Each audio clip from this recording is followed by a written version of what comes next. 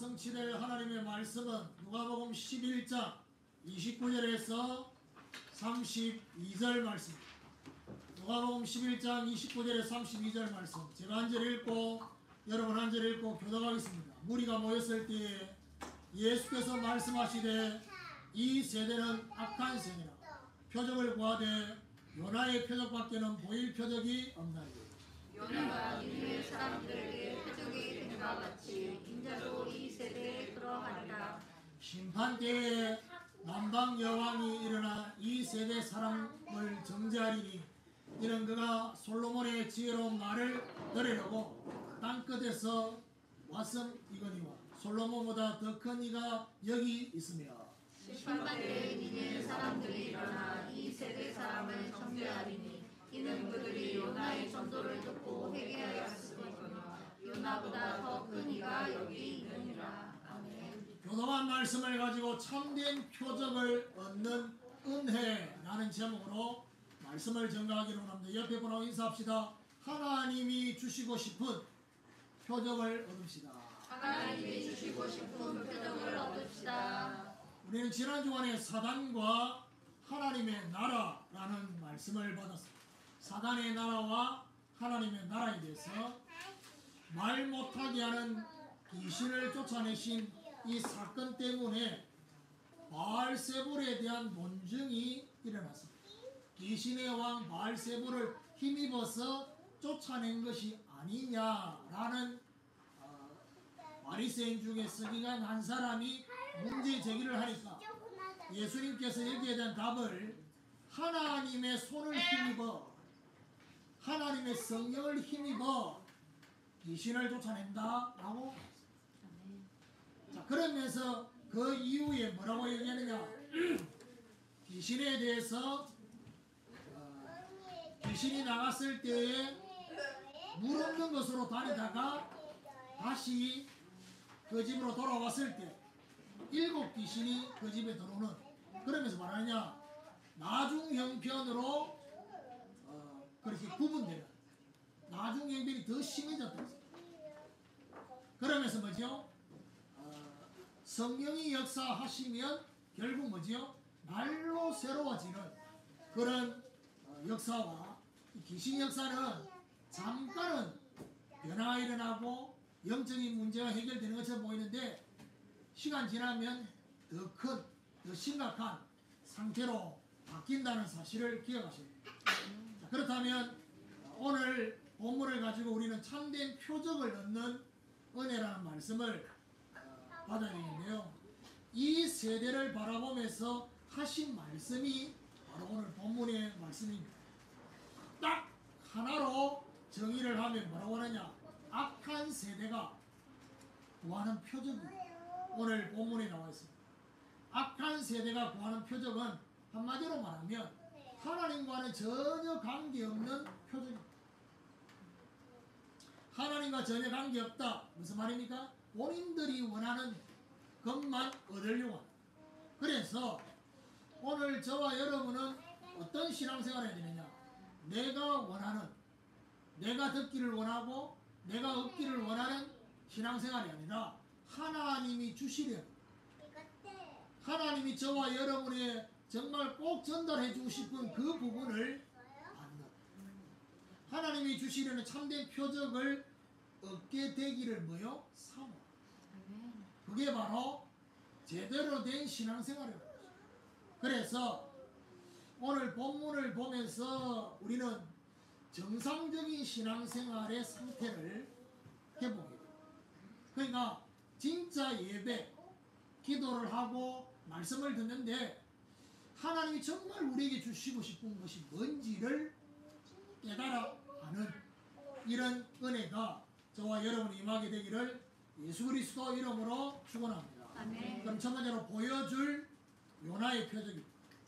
29절을 다시 봅니다. 무리가 모였을 때 예수께서 말씀하시되 이 세대는 악한 세대라.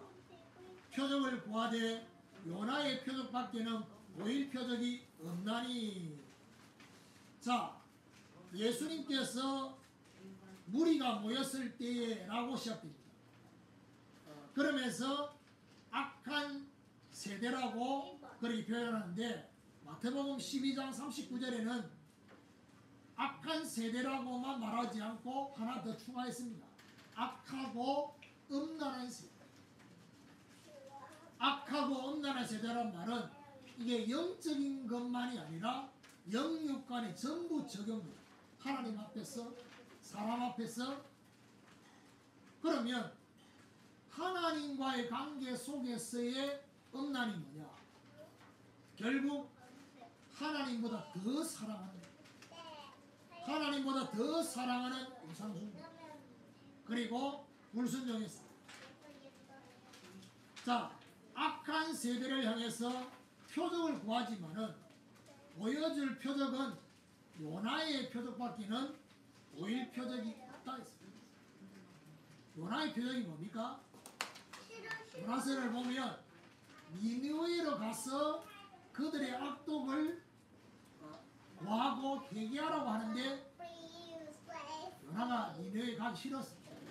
그래서 어디로? 다시소.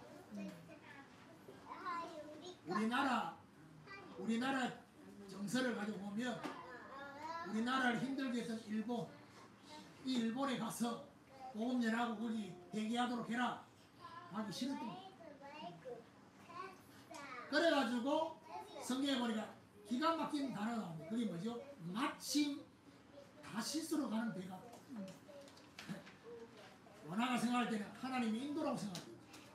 그 배를 탔는데 잘 가는 것처럼 보였습니다. 그런데 중간에 풍랑이 일어났습니다. 자, 이러다 보니까 그때 당시에도 이런 문제가 생기면 어떻게 해요? 아, 우리가 그들이 생각할 때 바다의 신을 노엽게 한 부분이 있지 않는가. 이래가지고 처음에는 뭐죠? 배에 있는 물건을, 배를 이제 풍랑이 일어나니까 물건이 꽉 차 있으니 바로 깔아놓는다. 그러니 어리고 알려놨습니다. 더 풍랑이 심해지고 더 위험하다 말이야. 그러니까 각자 자기의 신을 부르고 안 돼. 그래서 마지막으로 뭐 했느냐? 제비를 뽑았어. 분명히 이 배에 요술물이 있다. 제비를 뽑았는데 누가 걸리냐? 배 밑에 자고 있는 요나. 그래서 그 유명한 문제는 누가요? 요나가 문제고. 그래가지고 이 요나를 사람들이 들고 바다에 던집니다. 성경에 보니까 제가 얘기했죠. 요나서에 제일 많이 등장하는 단어가 있어요. 그게 뭐죠? 준비라는 단어. 하나님이 큰 물고기를 준비해서 요나가 바다에 딱 던지지는 순간에 입을 벌려가지고 요나를 삼킵니다. 그래서 3일 동안 물고기 배 속에서 요나가 드디어 회개합니다. 하나님, 내가 다시 주의 성전을 바라보고. 그러니까요, 하나님은 구속사의 역사 속에 3일이었지만 물고기 입장에서는 3일 동안 미칠 지경입니다. 배 속에서 이게 계속 얼마나 간절하게 기도했겠습니까? 제가 추측인데 성경에는 없는데 물고기 배를 계속 때리잖아요. 간절하게. 그래 너무 아파가지고 그 방향이 니느웨라. 그래가지고 3일 만에 견디다 못해 토했는데 해필이 니네들. 우리 3일 있습니다. 물고기 배 속에서 3일 만에 뭔 일이 벌어졌냐? 구원받는, 살아났다. 이 의미입니다. 30절에 요나가 니느웨 사람들에게 표적이 된과 같이 인자도 이 세대에 그러하리라. 이게 바로 뭡니까? 예수님의 십자가의 죽음, 그리고 3일 만에 부활하심. 요나처럼 예수님도 이 세대에 뭐가 되느냐? 표적이 돼요. 그래서 제가 오늘 중요한 뭐죠? 어떤 은혜냐? 보여줄 은혜. 그 말은 저와 여러분 입장에서는 뭐죠? 보는 은혜. 가장 중요한 표적을 보는 눈. 무슨 말이냐 하면 복음 자체가 눈에 보이지 않습니다. 말씀이 눈에 보이지 않습니다. 그런데 이것을 가장 중요한 표적으로 보는 것이 뭐냐? 은혜. 그냥 그려져 있는 거예요. 그래서 그냥 그려져 이 땅에 많은 사람들이 전부 다 눈에 보이는 걸 가지고 평가합니다. 그게 최고. 그런데 오늘 우리 주님께서, 우리 하나님께서 우리에게 정말 주시고 싶은 은혜가 뭐냐? 복음을 가장 중요한 표적으로 이 은혜가 임해 이런 중요한 축복이 있기를 예수 그리스도의 이름으로 축원합니다. 아멘. 두 번째로 복음 말씀에 대한 간절함입니다. 요나 얘기는 어떤 면에서는 지금까지 말씀을 이래저래 들었으니까 알겠는데 31절에 보니까 심판 때에 남방 여왕이 일어나 이 세대 사람을 정죄하리니 이는 그가 솔로몬의 지혜로운 말을 들으려고 땅 끝에서 왔음이거니와 솔로몬보다 더 큰 이가 여기 있음에 심판 때에 남방 여왕이 이 유대인들 심판할 것이다, 정죄할 것이다 라고 말하고 있는데 여기서 등장하는 남방 여왕이 누구냐? 열왕기상 10장에 보면 스바 여왕, 스바 여왕인데 솔로몬의 지혜로운 말을 들으려고 오늘 여기 보니까 땅 끝에서 그러면 예수님이 땅 끝이라고 표현했는데 이 스바라는 나라 지역에서 예루살렘까지 어느 정도 거리냐? 2000km. 2000km가 떨어진 곳에서 솔로몬의 지혜로운 말을 들으려고 이 스바 여왕이 중요한 선물을 가지고 왔습니다. 그것도 혼자 온 것이 아니라 자기들의 중요한 신하들을 함께 했습니다. 이건 뭘 말합니까? 스바 여왕에 대한 이 얘기를 왜 끄집어냈냐? 스바 여왕의 열정을 말합니다. 이 열정을 가지고 유대인들을 정죄한다. 어떤 부분입니까? 이들은 너무도 완악한 유대인들의 태도를 정죄하는 것입니다. 그래서 예수님이 뭐라 말하냐? 솔로몬보다 더 큰 이가 여기 있다. 무슨 말이지요? 솔로몬의 지혜를 듣고 싶어가 그렇게 2000km 떨어진 곳에서 왔는데 참된 복음이 여기 있는데 유대인들이 뭐가 없어요? 관심이. 자, 이 말은 무슨 말이냐? 이 중요한 복음의 말씀을 접할 수 있는 가까운 곳에 있는데 오늘 서바 여왕 앞에 오늘 저와 여러분 다 적용해보면요 집이 좀 멀다고 생각하는 사람은 택도 없습니다. 2000km 여기 걸리는 사람 아무도 없습니다. 대한민국 저 부산에서 와도 2000km. 그러니까 유대인들이 지금 어떤 상태냐? 말씀 듣기를 스스로 포기한 것입니다. 관심이 없으니까. 저는 두 가지, 이 본문을 보면서 두 가지 생각을 했습니다. 하나는 스바 여왕과 같은 사람은 분명히 있을 건데 과연 함께하는 제자교회의 강단의 말씀을 정말 듣기를 사모하는 심령이 분명히 있을 건데 과연 이 강단의 메시지가 예수님의 메시지처럼 그런 메시지인가를 제가 말씀을 준비하고 묵상하는 동안에 질문했습니다. 또 한 가지는 우리 성도들은 주일날 예배드리러 나올 때 스바 여왕과 같은 이런 간절함이 있는 그러면서 제 원고에 없는데요. 오늘 예배 드리기 전까지 들었던 생각이 있습니다. 예수님이 이렇게 말씀해요. 천국은 침노하는 자의 것입니다. 자, 예를 들면 이런 게 있습니다. 이게 이제 상충되는 건데 구원도 그렇고 하나님의 실제 은혜도 그렇고 하나님이 저와 여러분 일방적으로 주시는 거예요. 내가 특별히 뭔가를 하지 않았는데 하나님이 저와 여러분 이런 은혜를 탁 주시는 그 경험을 하고 난 이후에 어떤 상태의 주저앉아 있을 가능성이 많냐. 하나님이 주시는 것만 받으려고만 딱 기다리고 이걸 보면 안주하는. 그러면 하나님이 그런 은혜를 주시는 걸 분명히 있습니다. 예배를 통해서 말씀을 통해서. 근데 혹시나 저와 여러분이 받은 은혜가 다른 사람하고 비교해서 나는 좀 더 다른 은혜가 임했다 라는 생각 때문에 감사하기도 하지만은 이 정도면 돼. 이 정도 신앙생활을 하면 된다라고 혹시 주저앉아 있지. 그래서 이 부분하고 상충되는 그 부분이 뭐죠? 서바 여왕은 뭐가 있었단 말입니까? 간절함이 있었어요.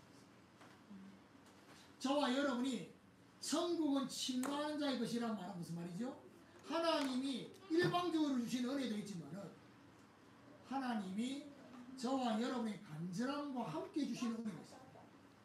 예배를 드리는데 주일날이니까 예배 드리는 거고 그 예배 순서 중에 말씀이 있으니까 말씀을 듣는 거고 내가 오늘 꼭 이 말씀을 듣기 위해서 어떤 상태로 내가 준비되어야 되고 그리고 이 말씀을 한 말씀도 내가 놓치지 않으려고 하는 그 간절함 그게 있냐는 거예요.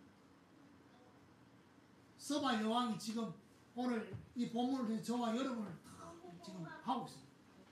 간절함이 있나? 그래서 가장 중요한 마음의 은혜가 뭐냐? 복음의 말씀 듣기를 원하는 간절함. 심령이 가난한 자는 복이 천국이 저희 것이다. 의에 줄이고 목마른 자는 복이 있나니 저희가 배부를 것이다.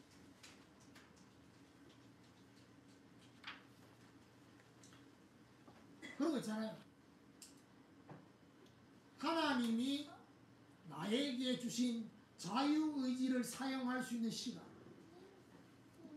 하나님이 나에게 주신 자유의지를 사용할 수 있는 환경, 그걸 신호등으로 말하면 빨간불, 파란불 중간에 뭐죠? 황색 신호등이 여기 자유의지입니다. 그 시간과 여유와 그런 환경이 주어졌을 때 저와 여러분은 어느 쪽으로 가고 있습니까? 그 얘기입니다.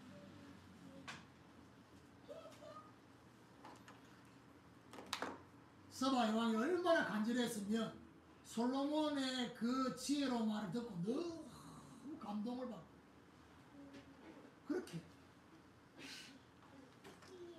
그러니까요 저와 여러분 오늘 하나님 앞에 혹시나 내 심령의 상태 중에 말씀 듣기를 원하는 그 간절함이 언제부턴가 없어지고 있다. 좋은 상태가 아닙니다. 그리고 그래도 내 안에는 말씀 듣는데 그래도 집중하는 그 부분이 있다. 예배 드릴 때 말이야. 평상시. 그래서 이런 부분에 대해서 이번 한 주가 하나님 앞에 이 간절함을 해보고 있어요. 뭐요? 말씀을 듣기를 원하는 복음의 말씀을 듣기를 원하는 그 간절함이 저와 여러분에게 회복되어지기를 예수 그리스도 이름으로 축원합니다. 32절에 보니까 세 번째입니다. 심판 때에 니느웨 사람들이 일어나 이 세대 사람을 정죄하리니 이는 그들이 요나의 전도를 듣고 회개하였음 이거니와 요나보다 더 큰 이가 여기 있는 거다. 세 번째가 뭐냐? 정상적인 말씀에 대한 반응입니다. 자, 오늘 세 가지입니다. 하나는 보여주는 것이고, 두 번째는 마음의 상태, 간절함입니다. 그럼 세 번째는 뭐냐? 말씀에 대한 이제 반응입니다. 말씀에 대해서 간절하게 듣기를 원하는 그 마음으로 끝나지 말고, 오늘 그 다음 단계가 뭐냐? 말씀에 대한 정상적인 반응. 심판 때에 니느웨 사람들이 정죄를 한다 했어요. 그러면 이 니느웨가 어디냐? 창세기 10장 11절에 보면 니느웨는 이스라엘을 괴롭혔던 아수르의 수도. 그래서 가기 싫었던 겁니다.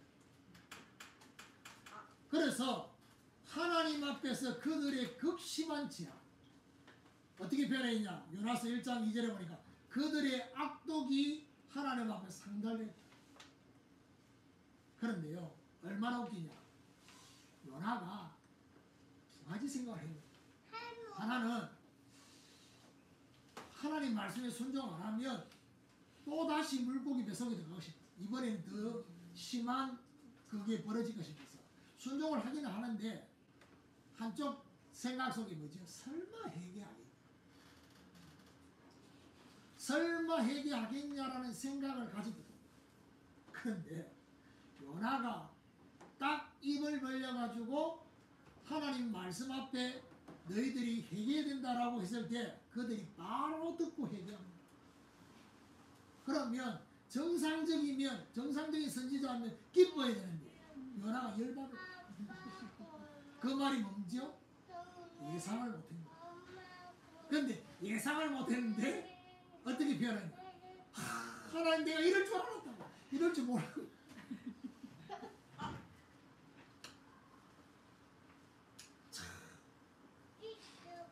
그들이 말씀 듣고 회개했습니다.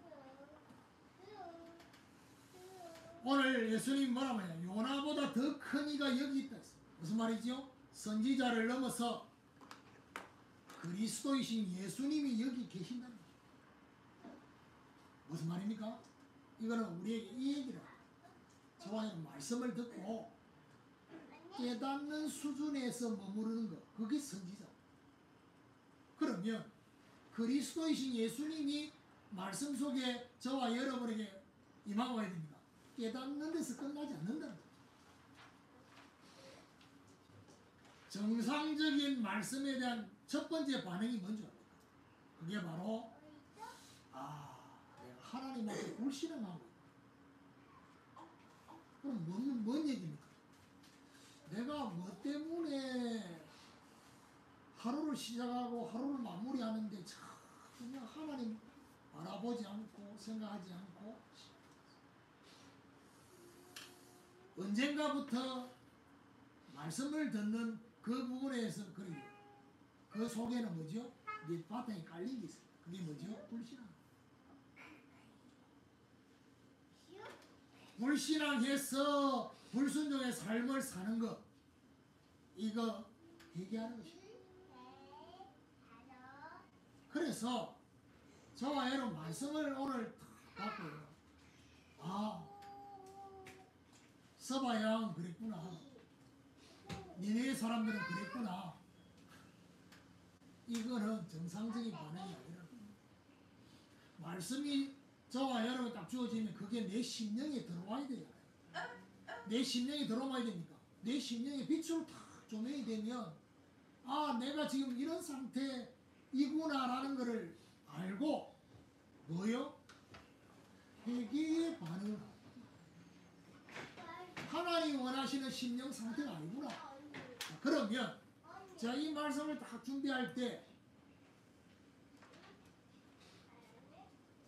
회개라고 했어요. 대부분의 사람들이 회개라는 단어를 어떻게 뉘우치고 돌이키는 거예요. 그러면 뉘우치고 돌이키는 게 회개인데 근본적으로 회개는 하나님을 떠나 있는 데서 돌아오는 거죠. 그런데 중요한 건 뭐죠? 뉘우치고 돌이키려고 하면 뭐가 개입되어야 되느냐? 저와 여러분의 지정의가 같이 연결돼요. 깨닫는 거. 그 다음 뭐죠? 깨닫는 데서 끝나지 말고 뭐죠? 저와 여러분의 감정. 우리 마음. 그것서 끝나는 게 아니라 뭘로 연결되느냐? 우리의 의지, 삶까지. 그래서 참된 회개는 뭐냐? 지정의 전체에 적용되는 거죠. 깨닫는 데서 끝나는 것은 회개가 아닙니다. 가장 중요한 회개의 은혜가 바로 뭐냐? 지정의의 변화가 일어나. 그렇죠. 그러니까 실제 불신앙은 우리 속에 있기 때문에 눈에 보이지 않습니다. 그런데 불신앙이 저와 여러분 삶을 영향을 주고 있습니다. 그게 바로 뭐죠? 불순종입니다. 하나님이 원하시는 삶을 살지 않습니다.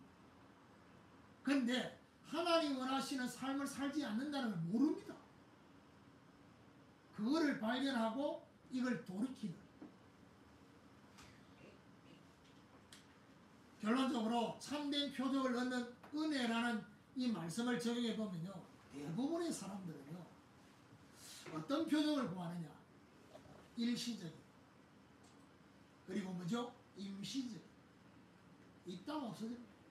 그리고 육신적인, 그리고 전부 서론적입니다. 그런데 하나님이 저와 여러분에게 주시고 싶은 표적은 어떤 표적이냐? 근원적인 거죠. 그리고 영원한 표적, 그리고 본론적인. 자, 예수님이 오늘 이 비유를 말하고 있는 스바 여왕과 니느웨의 공통점이 있습니다. 공통점이 뭔지 압니까? 유대인이 아닌 이방인이었다. 혹시 저와 여러분이 모태신앙을 안 해도 신앙생활 오래인 것 때문에 유대인의 상태가 되어 있지는 않죠. 그걸 말하는 겁니다. 습관적으로 예배드리고 습관적으로 기도하는 이런 상태에 있지는 않는지.